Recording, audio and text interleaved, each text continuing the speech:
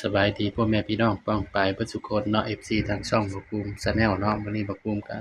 สิมาตามแนวทางให้พี่น้องคือเก่าเนาะสำหรับเวลาสตาร์เนาะพี่น้องเนาะกลับมาเบิ่งผลมันออกนำกันมื้อนี้เนาะพี่น้อง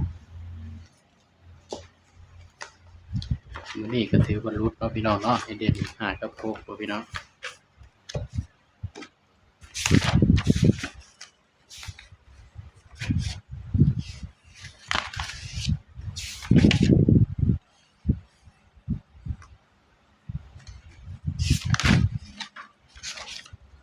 นี่มื้อนี้เนาะให้เด่น5กับ6พี่น้องบัดให้เบิ่งผลมันออกนำกันครับ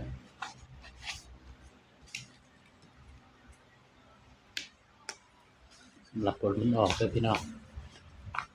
ข้างบน148ข้างล่างออก44ก็ถือว่าหลุดเนาะพี่น้องเนาะยังบ่มีเนาะสำหรับตัวเด่นนี่ให้58ออก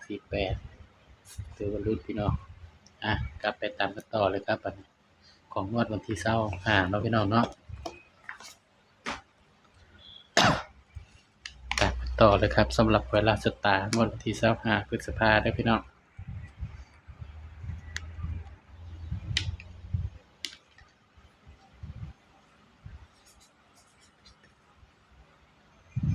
25พฤษภาคม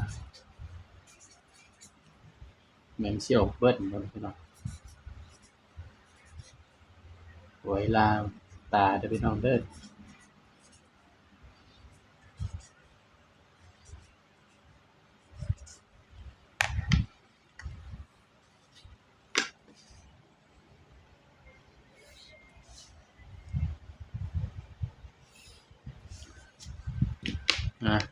มาเบิ่งนำกันเนาะสำหรับตัวเด่นเนาะพี่น้อง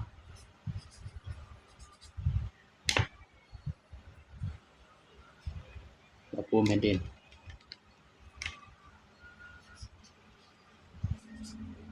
7กับ8เด้อครับเด้อสำหรับเวลาสตาร์เนาะงวดวันที่25เด่น7กับ8 44ได้8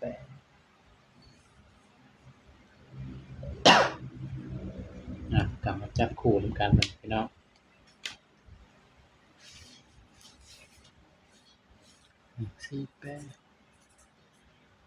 3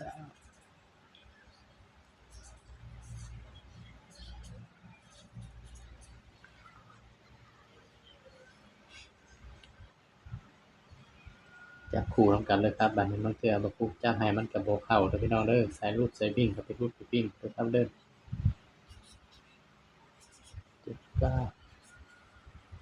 79 70 71 8บัดนี้พี่น้อง82 83 85นี่เนาะครับสำหรับหวยลาวตาเนาะงวดวันที่25เนาะพี่น้องเนาะ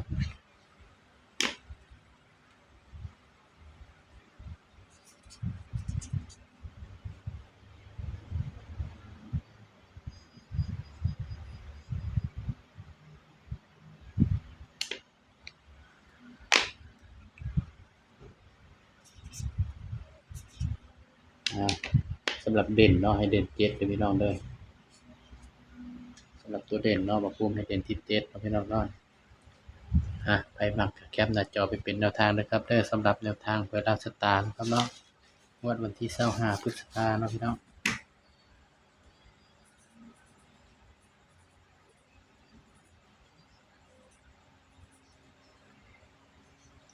ชุด3ตัวนิดชุด3ตัวนิดเดียวเด้อพี่น้อง